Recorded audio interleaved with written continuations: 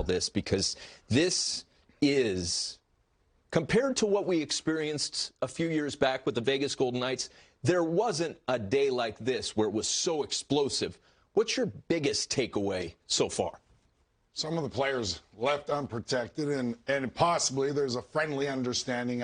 You mentioned Josh Bailey with Dave. He's a guy that I would think, you mentioned the numbers and how well he's performed in the playoffs. He's been a fixture for the New York Islanders, a leader. You'd think Seattle would be interested in him, so I'm not sure if, in fact, they think maybe they're going to take Jordan Eberle instead or another option. But if I'm the Islanders, I don't want to lose Josh Bailey. Certainly. He's been such a solid performer for them for a long time. And the Islanders went to Game 7 in the Eastern Conference Finals, or the one semis, game away sure. Semifinals, and shall I 6th say, last year. With everything a little different this year. Yeah.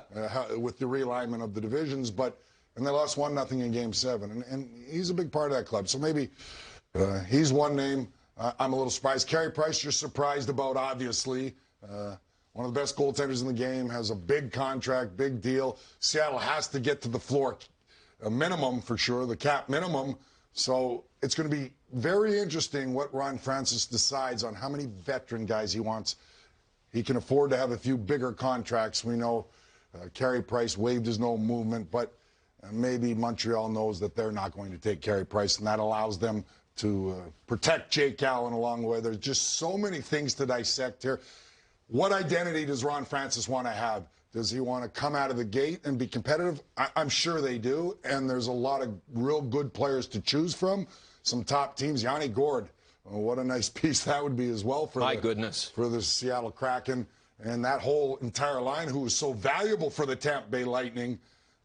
Blake Coleman, unrestricted free agent. We know Barclay Goodrow traded to the New York Rangers, still looking for a contract.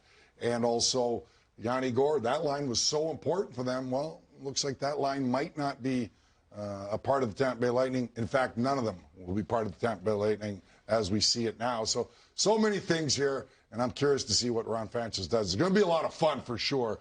He has so many options. Does he want speed? Does he want size? Does he want balance? Does he want a combination? That's how I would build the team. A little balance, some veteran presence as well, but you want character. You want guys that can help some of the young guys along as well. They're a first draft for them, so much going on here. It's going to be real interesting to see, and we're still going to be going when they pick certain players. Oh, absolutely. Leaving another guy left where we go, oh, it would have been better suited to take that guy possibly. Possibilities are endless.